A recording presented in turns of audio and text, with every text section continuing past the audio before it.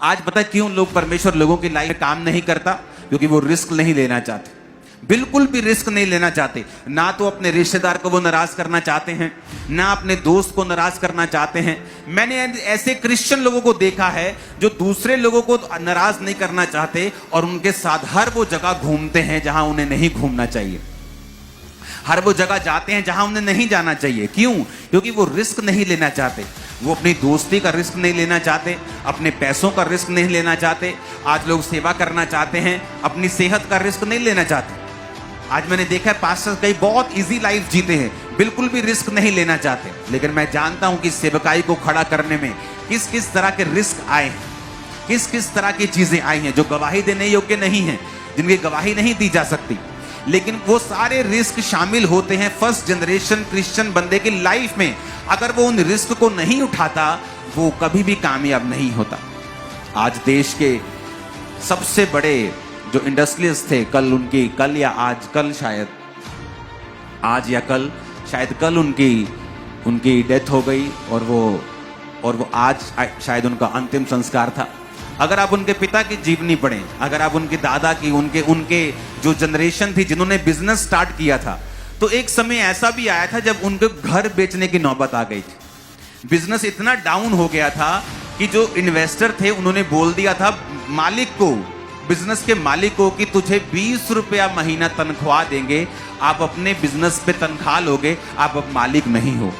लेकिन जिसने इतना बड़ा बिजनेस खड़ा किया, आज हमें बड़ा बिजनेस नजर आता है। आज चर्च में अगर आप निगाह मार लोगे ना तो हजारों चीजें टाटा की लगी मिलेंगी, लोहे से लेके कई बार आपको शेड से लेके आपको हर चीज आपको टाटा की मिलती है। क्यों?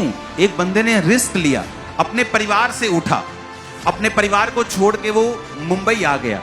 परिवार वाले जाने नहीं दे रहे थे, लेकिन कहता कुछ बड़ा करना है। जब मुंबई आया तो काम शुरू किया, नौबत आ गई, घर बेचना पड़ गया। अपना घर लास्ट बेचा तो उस बिजनेस को सहारा मिला और वो चला।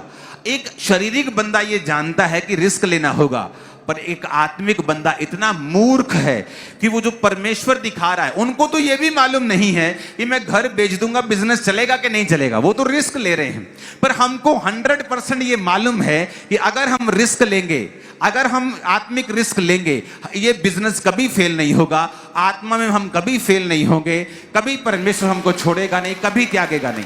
ऐसा एक भी विश्वासी बाइबल में नहीं है जो अब्राहम के समान, जिसने परमेश्वर को फॉलो किया हो और बाद में परमेश्वर ने उसको पूछा ना हो, या बाद में परमेश्वर ने उसको छोड़ दिया हो, या उसको रिस्क लेने का कोई फायदा ना हुआ हो।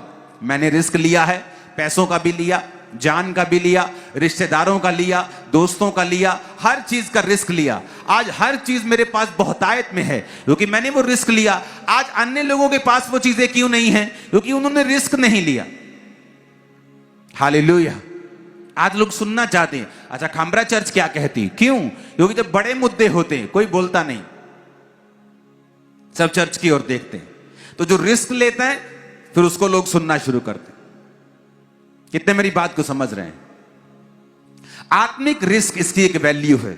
जितने फर्स्ट जनरेशन क्रिश्चियन होंगे, अगर आप रिस्क नहीं लेंगे, अगर आप कंफ्यूजन में परमेश्वर के साथ वफादार नहीं होंगे, आपको नहीं पता क्या करना है, आपको नहीं पता परमेश्वर आपको हील क्यों नहीं कर रहा, आपको नहीं पता कई साल हो गए आपकी एक बात का जवाब नहीं आ रहा, क्या अब भी आप परमेश्वर के साथ खड़े रहना चाहते हैं? ये सोच करके हमारा आत्मिक घर ऊपर बन चुका है। वचन कहता है कि अब्राहम ये जानता था कि इस देश में वो परदेसी होकर रह रहा है, जिसका परमेश्वर ने वायदा किया कि उसको देगा, लेकिन उसको मिलेगा नहीं, उसके वंश को मिलेगा। लेकिन वो उस आत्मिक नगर की बाट जोने लगा, स्वर्ग की बाट जोने लगा। उसको मालूम पड़ गया